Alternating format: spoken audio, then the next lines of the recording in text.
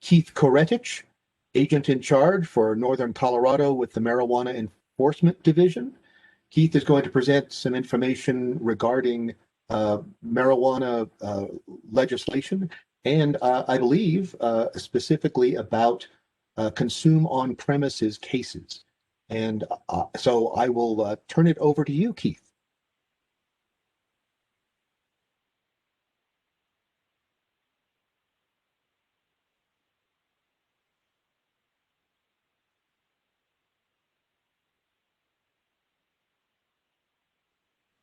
Keith, I believe you are muted.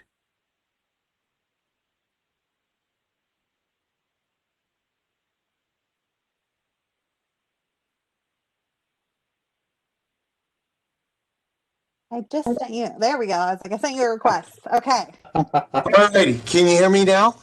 We can hear you and we can see your presentation. Okay, great. Thank you. Hello, everyone up there in Ned. Thank you to the town and the task force for the invitation today.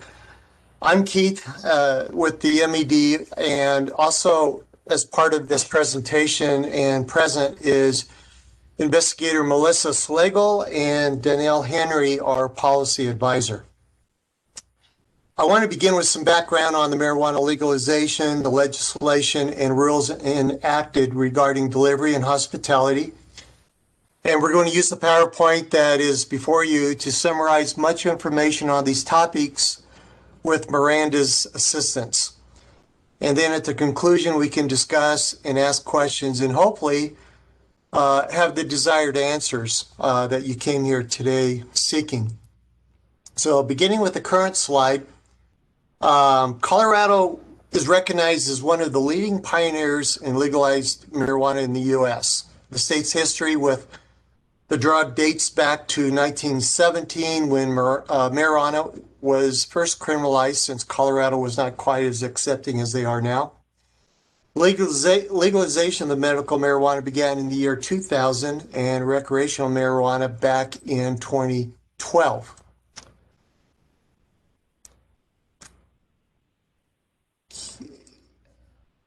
Since then, a number of medical and retail marijuana businesses are already up and running in Colorado, nearly to the count of 3,000. These include businesses such as cultivations, operators, product manufacturers, development, research, stores, testing facilities, transporters, and now delivery permits. Miranda, you can move to slide 2. In the town of Netherland, there are 1 medical and 4 retail marijuana stores, which could be associated with the potential delivery of marijuana. This means a facility licensed by the town and state to operate, distribute, dispense, display, sell, or otherwise provide marijuana to consumers, patients, or caregivers. I know that's not inclusive of the manufacturer or the cultivations you have up there, but those are the stores associated with our discussion today. Miranda, you can move to slide 3.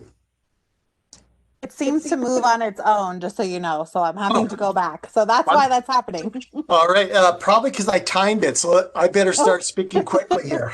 The Colorado General Assembly passed House Bill 19-1234. The House bill established the commercial delivery permit for medical marijuana stores in 2020 and for retail marijuana stores and medical retail transporters in January 21. Both laws are subject to local approval. A delivery permit means a medical or retail marijuana store can deliver marijuana and paraphernalia to a consumer at a location other than a licensed premises. This concept is not surprising, as we have come to rely on mail order or delivery for prescription medications, groceries, or other essentials. Therefore, towns and counties would have to approve delivery before prospective businesses could apply and deliver regulated marijuana. You can go to slide 4. So, addressing the application, qualification, and eligibility requirements. Delivery permits licensed marijuana businesses to deliver medical and retail marijuana and infused products to our customers. It requires an associated licensed marijuana business to apply. A delivery permit can be issued if the state and local jurisdiction has approved or the local jurisdiction has an ordinance or a resolution that allows delivery. A permit is valid for 1 year and may be renewed with the associated business application or license. All activities shall comply with state and local laws. Local authority may have stricter rules. A $1 surcharge is assessed on each delivery. That money is remitted to the municipality where the center or store is located, or to the county if the store is in an unincorporated area, for local law enforcement costs related to law enforcement. All marijuana delivered are subject to local and state sales tax. There may also be additional tax or fee revenue that comes from marijuana license and application fees. State and local sales tax are generally determined at the point of delivery. So something to make note if you're talking about permits or permitted delivery. It does not involve the location where the marijuana store is located. So for example, if a marijuana store with a delivery permit is in Netherlands and delivers marijuana to a patient in Ward, the tax is collected at the rate established by Ward. This does not count any delivery fees or tips that most services include.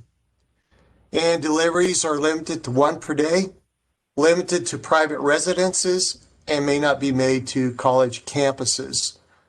Again, delivery is only allowed in the jurisdiction that has voted to allow delivery, either by referendum or by the jurisdiction's governing board.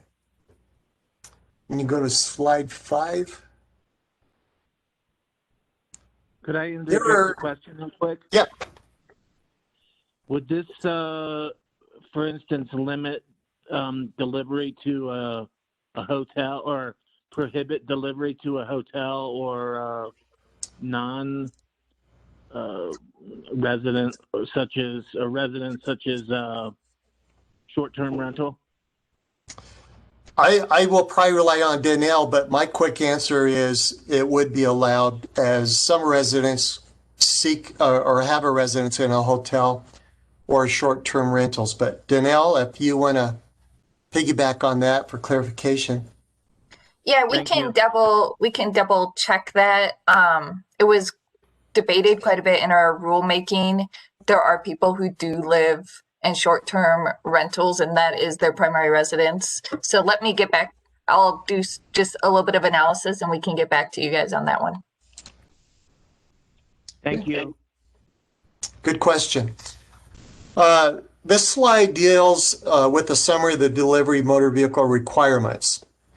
To begin, a delivery motor vehicle means any self-propelled vehicle designed primarily for travel on the public highways, which is generally and commonly used to transport persons and property, or a low-speed electric vehicle. It doesn't necessarily refer to what you might see more often in Netherlands or Boulder, which are your electric-assisted bicycles, wheelchairs, or vehicles moved solely by human power.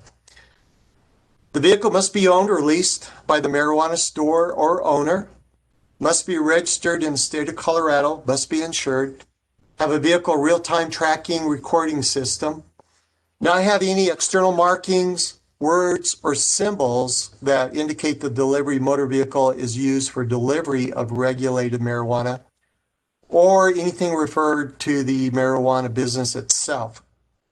Marijuana products cannot be visible from outside the vehicle, and they must abide by all security requirements. Only persons licensed by the state licensing authority and identified on the transport manifest may occupy a motor vehicle for delivery while conducting deliveries. An enclosed delivery vehicle shall not contain more than $10,000 in retail value. If the vehicle is not enclosed, it cannot contain more than $2,000 in retail value of regulated marijuana. Regulated marijuana must be weighed, packaged, prepared, and labeled for delivery on the licensed premises of the marijuana store after receipt of a delivery order, not in the delivery vehicle itself. And a marijuana store must keep all personally identifying information or healthcare information obtained from patients, consumers confidential. It must not disclose such information to any person other than those who need that information as required by the Marijuana Code. And Miranda, you can go to slide 6. A recap of the delivery order requirements. Again, our marijuana store may accept payment for delivery orders using any standard payment method, gift card prepayments, or payment on delivery, or prepayment accounts established with a marijuana store, with the exception that any payment with a electronics benefits transfer services card is not permitted. A local licensing authority may further restrict legal methods of payment not expressly permitted. That's not uncommon, particularly in the county and city of Boulder, as we found during our emergency rules. Shall not make or complete deliveries of regulated marijuana at any time between the hours of midnight and 8 a.m. And again, nothing in this rule shall prohibit a local jurisdiction from further restricting hours of operation within its jurisdiction. Some of the other jurisdictions that allow delivery permits now restrict it no later than 10 p.m., for example. And a regulated marijuana business with a delivery permit may accept orders for deliveries 24 hours a day, Monday through Sunday.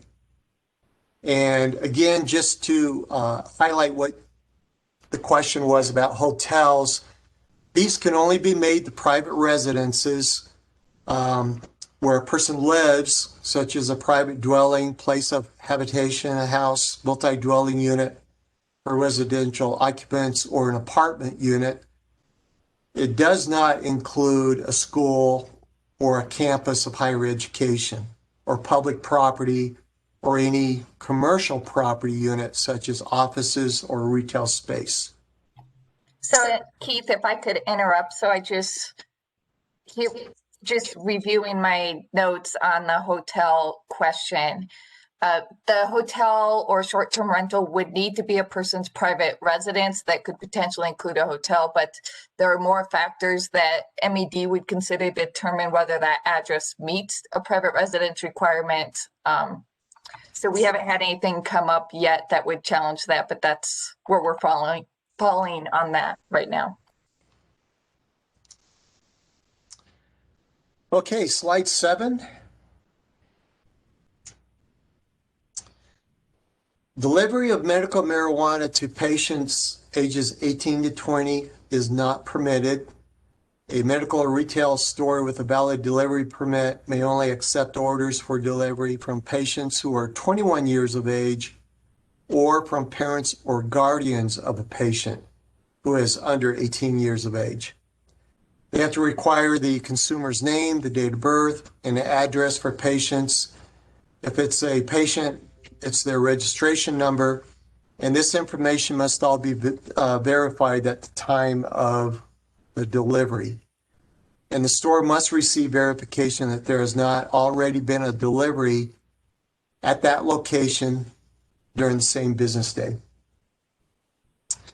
You can move to slide 8. A medical marijuana store may not deliver individually or any combination more than 2 ounces of medical marijuana, concentrate, or THC product to a patient in a single day. So the delivery limits apply to all patients, even though they may have an extended plant count. A retail marijuana store must not deliver individually or in any combination more than 1 ounce of retail marijuana or concentrate or THC products to a customer in a single day. Now keep in mind, this does not prohibit delivery to more than 1 patient or consumer at the same time at the same residence. The marijuana store will need to develop the functionality necessary to identify a private residence as the delivery destination.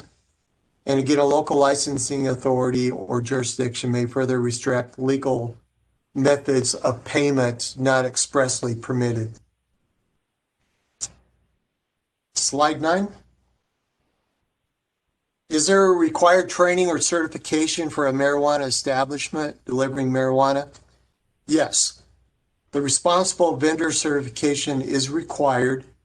A marijuana store must obtain a responsible vendor designation, including the delivery curriculum, before conducting its first delivery. And the examples there on the slide are sales to minors, quantity limitations, what's an acceptable ID form, waste handling, maintenance of records, and to include strategies to de-escalate potentially dangerous situations.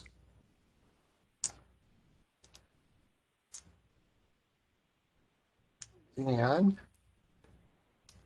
you can go to slide 10.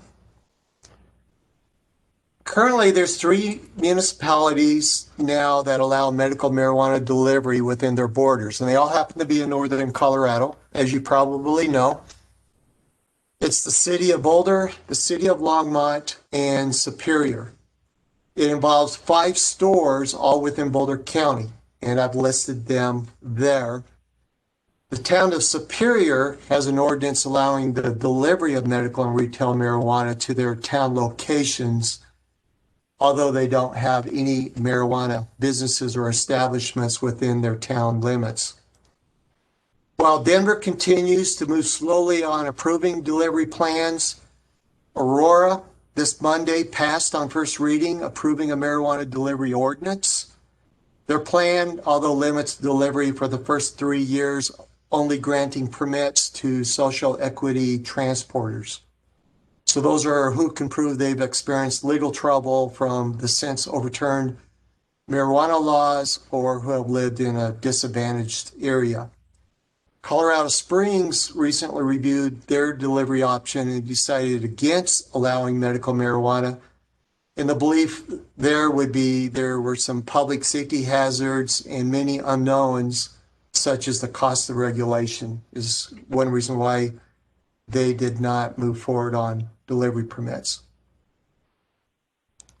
So at this point of our presentation, I'm going to turn it over to Criminal Investigator Slagle regarding the new types of marijuana hospitality businesses. And if there's any questions that didn't get asked, we'll certainly save some time at the end of the presentation. Thank you, Keith. Yep, thank you. All right, so moving into the hospitality side of it, House Bill 1230 will allow 2 new types of marijuana-related businesses in the state of Colorado. The first is a marijuana hospitality business license, which may be mobile. It will permit licensees to allow the on-site consumption of marijuana. This license will not be allowed to sell marijuana at its premises. The second type is a retail marijuana hospitality and sales business license, which cannot be mobile, but it will allow the licensee to sell marijuana at its premises, allow for customers to consume retail marijuana and retail marijuana products that are purchased on that premises. There are some restrictions on the locations of these licenses. First, the local jurisdiction must opt in to allow such businesses to operate by implementing its own regulations. Neither license will be permitted in an establishment that holds alcohol beverage, fermented malt beverage, or special event liquor permit.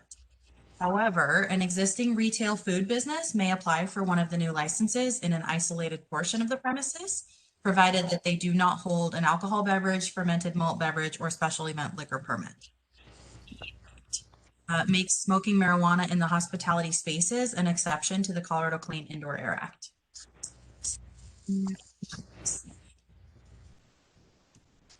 So these licensed hospitality businesses, they can operate between the hours of, or cannot operate between the hours of 2 a.m. and 7 a.m. They have to have insurance. They must have the responsible vendor training. Entry by a person under 21 years of age is prohibited. There cannot be any consumption of marijuana products visible from outside the establishment. Also, patrons may not smoke tobacco products on the premises or permit the use of or consumption of marijuana by a patron who displays any signs of intoxication. They have to also post signage that identify the consumption areas on the premises. Next slide.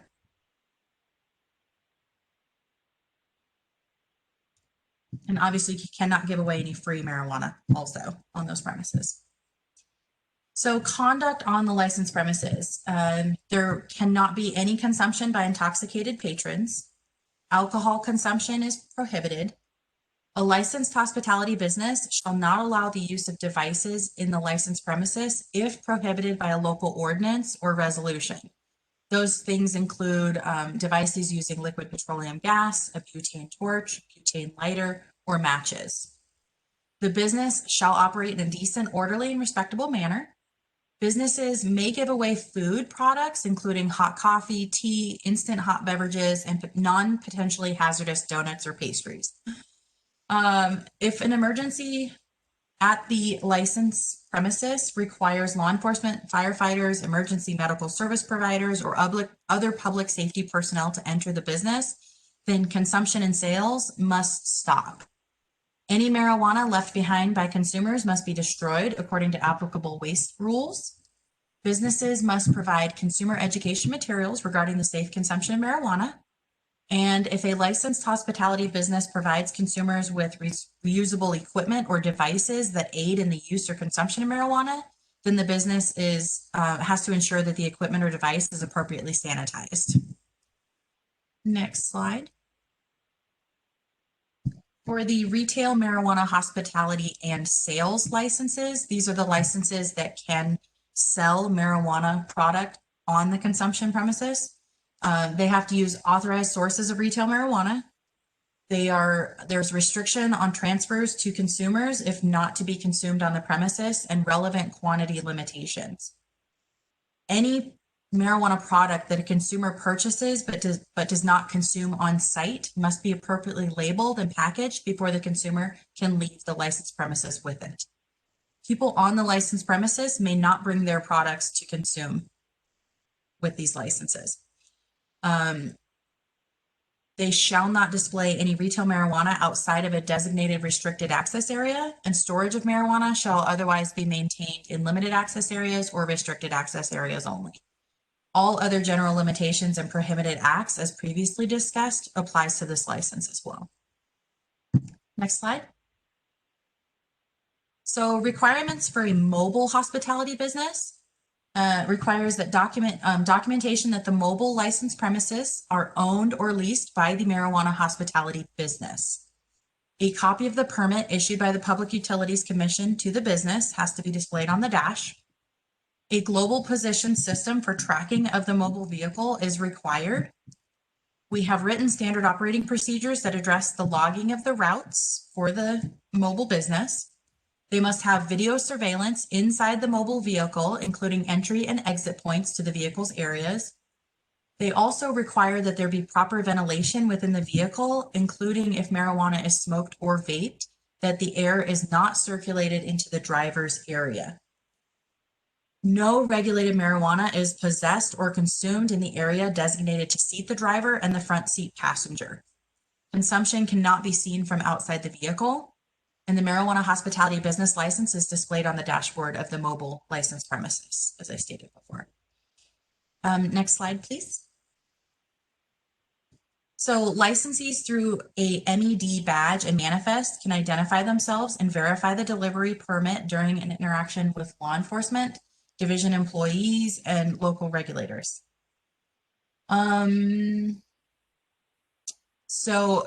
This is just on an inspection and enforcement of the delivery, as well as if it was a mobile consumption. The contents within the delivery vehicle shall be easily accessible. The state licensing authority may inspect them. Local licensing authorities, local jurisdictions, state and local law enforcement agencies for the purpose of authorized by the marijuana code and for any other state or local law enforcement purposes. Reporting of crime on a licensed premises or otherwise related to a regulated marijuana business shall be reported to the division and local law enforcement of any discovered plan or other act of any person to commit theft, robbery, underage sales, diversion of marijuana or marijuana product, or other crime related to the operation. Criminal activity reporting requirements. In addition to other reporting requirements outlined in the MED rules, a licensed business must report directly to the division any illegal activity requiring an in-person response from law enforcement. Any report required under this rule must be submitted within 48 hours after an owner licensee or employee licensee of the licensed business learns of the event. Next slide. This slide contains some contact information for the investigators and those of us in charge in the Longmont field office. I'll hand it over to Keith.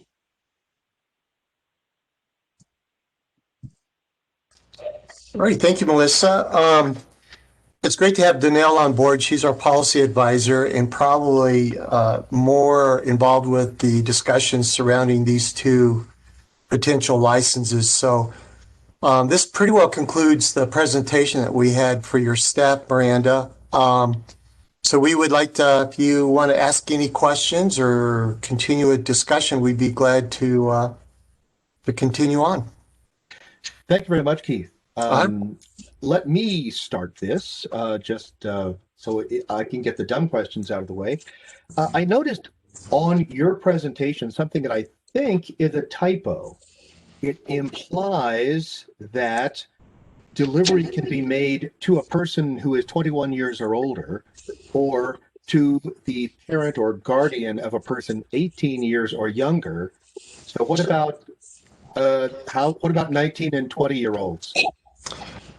The delivery does not allow to anyone between 18 and under 21. It does allow for under 18 if it's a parent or a guardian who's 21 years of age or older. Now, and Danelle probably can expand on that, but certainly it's a bit different than if someone who was between 18 and 21 and a registered patient, they certainly could go into a brick and mortar business, marijuana business, and there could be a transfer of medical marijuana on So that site. is actually what was intended. I thought that was perhaps a mistake. All right, excellent. So I'm curious about how the responsible vendor certification recommends that the vendor deal with marijuana delivery systems that have a kind of a delayed reaction. How do we deal with cases where the marijuana kick might not happen for 10, 20 minutes?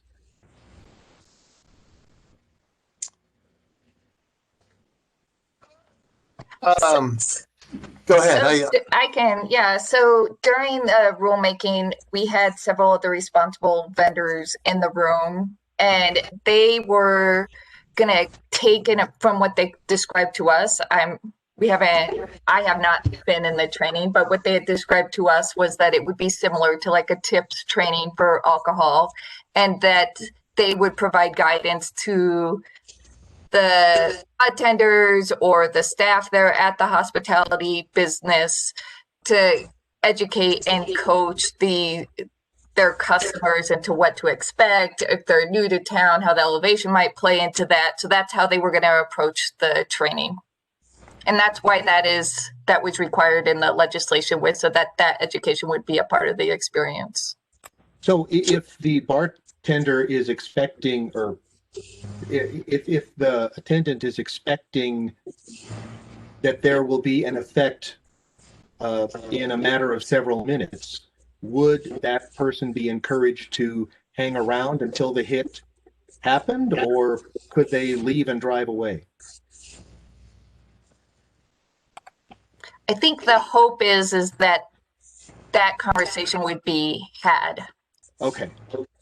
So nothing very specific and formal about delayed reaction, but at least there's education regarding it. And I have one other question. It sounds to me, I'm just wanting to verify, that a bicycle delivery would not be permitted.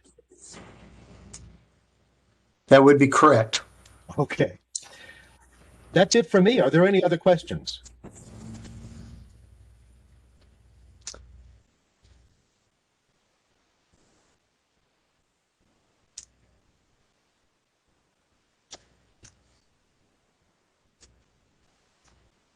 All right.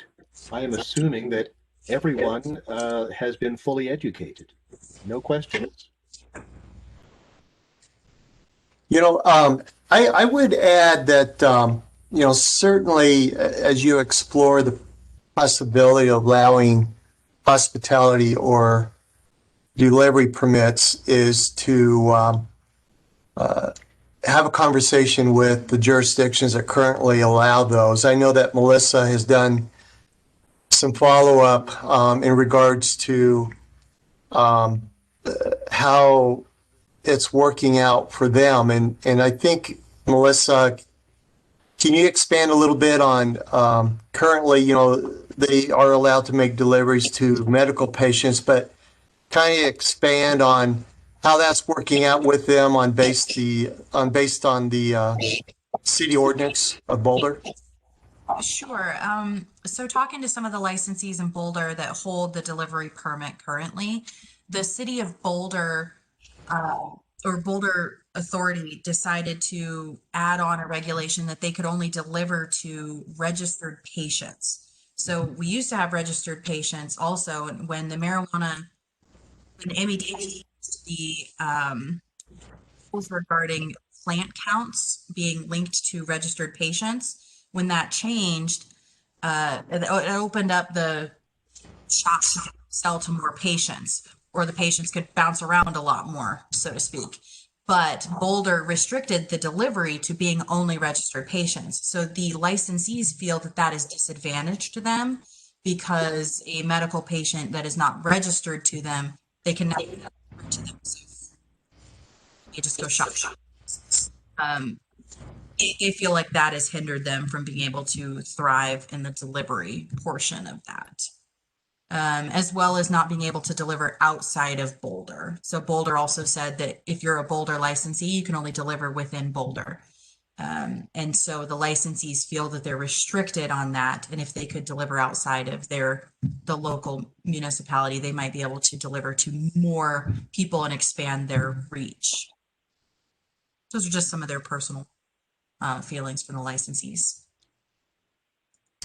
Thank you. And I've actually come up with a different question. So we understand that any smoke from any kind of burning vegetation is going to carry with it carcinogens.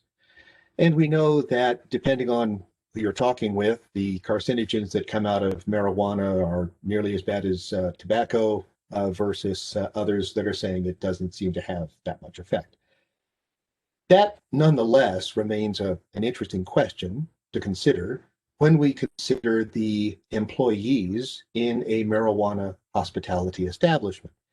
And I would like to add to that, I've searched for research on this and I have been unsuccessful. Do we have any good information on how day-to-day exposure for 8 hours a day for an employee to a psychotropic chemical affects brain development or brain chemistry?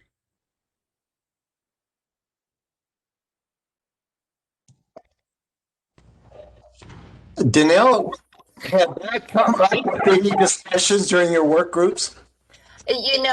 We did not have any comments about that specific question, but I'm happy to follow up with CDPHE and see if they have anything. They tend to be our experts in that area, so I'll reach out to our colleagues there to see if they have anything.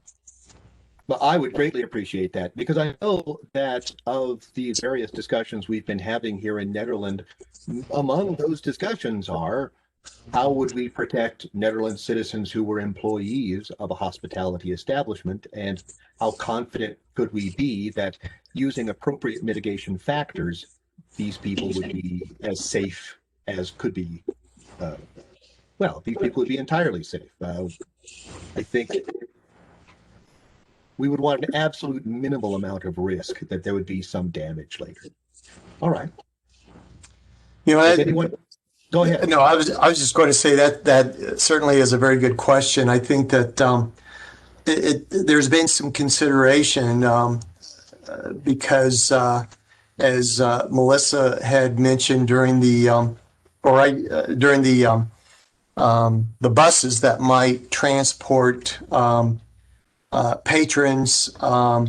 There was concern that there's adequate ventilation and so forth so that it would not be in the area of exposure to the driver or the front seat passenger. I'm certain there's probably a lot of studies or data out there in regards to long-term exposures like there is for any other environment that you might be exposed to. But it was interesting because it kind of reminded me when Longmont passed their delivery permit. I started getting some phone calls about public housing or Section 8 properties. I don't know if Netherland has any public housing or Section 8 housing up there, but I would encourage you to find out a little more about those properties and how the Fair Housing Act might come into play in regards to whether deliveries or be made to those particular properties. I think it's a question that needs to come up, and there needs to be some guidance, but certainly is that up to the town or up to the marijuana business, or is it left up to the multi-property owner that may have a lease or policies that prohibit possession or use of marijuana on those properties? But the odor had come up as I was doing my research. Partly a lot of those properties prohibit smoking entirely, and the concern was nearby apartments or the potential hazards of another tenant being exposed to smoke or something of that sort. Right. So Danielle, when you're looking up this information, I bring up psychotropics largely because I'm curious about legally authorized employees between the ages of 21 and 26 whose brains are not yet completely hooked up. And so I would think those would be the most likely to be affected by exposure to psychotropics, even in a well-ventilated area. And so that's what I was looking for and was unable to find. And if you find anything on that, that would be very helpful. Yeah, we'll reach out. CDPHE didn't bring anything up during our work groups on this issue, but we'll see what they have. Thank you very much. Yep. So has anyone else thought of a question?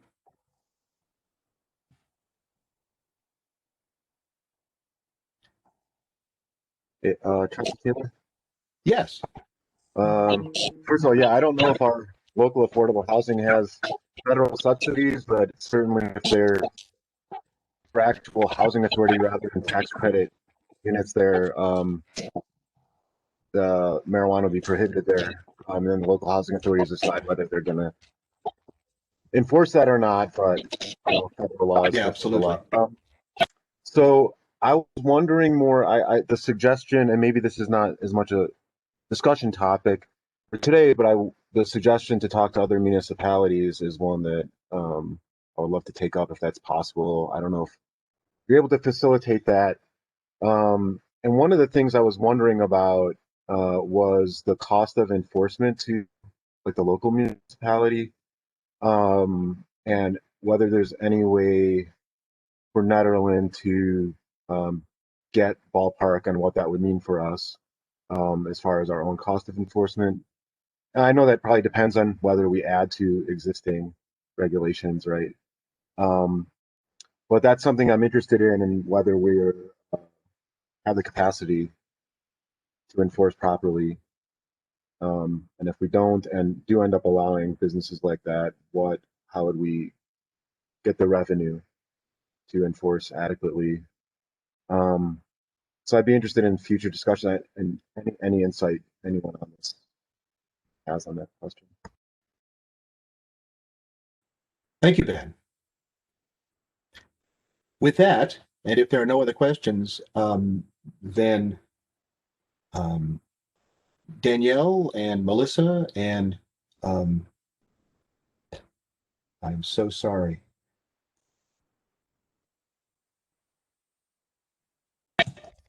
You can go with Keith. It's a lot Keith. easier than my last name. No, I'd written it down on my notes here, but I'd written so much else on my notes that I missed the name. To all of you, thank you very much for showing up. And with that, you may hang around if you'd like, or you may move on. Many thanks. Thank you. I don't. So, for the rest of us, our last agenda item, or wait, Miranda, you had mentioned to me a possibility of going over our hour, and I'm wondering, I may not have fully understood the circumstances that might do that. Could you explain those to me again?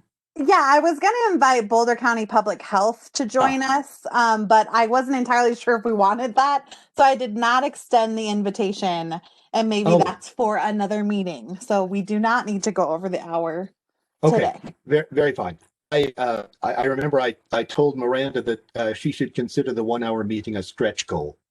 But so for now, then, the next question is, I think we all understand from the talking points that our next goal, having established a limitation on the number of licenses or the number of establishments, the next question is, how do we look into whether we believe we need to allow delivery or marijuana hospitality establishments? That would be one thing to consider.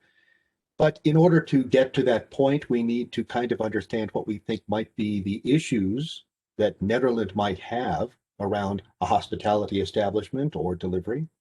And so I was wondering if anyone here on the team has any thoughts as to what should be on our agenda for the next meeting from the standpoint of priorities.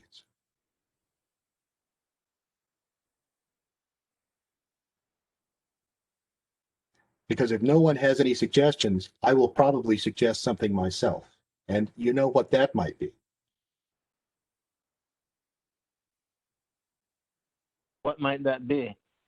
Oh, it would be, well, as I probably mentioned before, I'm a Marxist, so Lord knows what I'll suggest.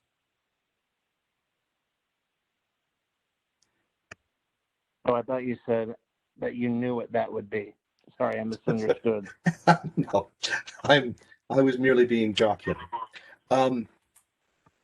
If there are no specific concerns about the next meeting, I will certainly propose how we might organize the agenda for the next meeting and welcome your suggestions as to how to correct me. And with that, we are adjourned. Thank you very much, everyone.